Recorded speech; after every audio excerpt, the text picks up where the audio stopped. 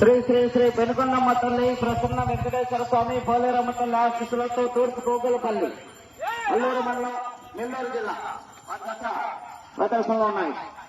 బండిపై చేతులు వేయకూడదు. రన్నింగ్ లో 2 చక్రాలు పూర్తిగా దాటిన తర్వాత మాత్రమే మలుపుకోవాలి.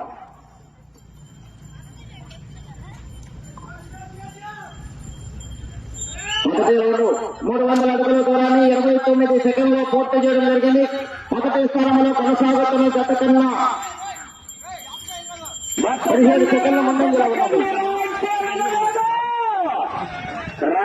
రాసిన భగవంతుడొచ్చిన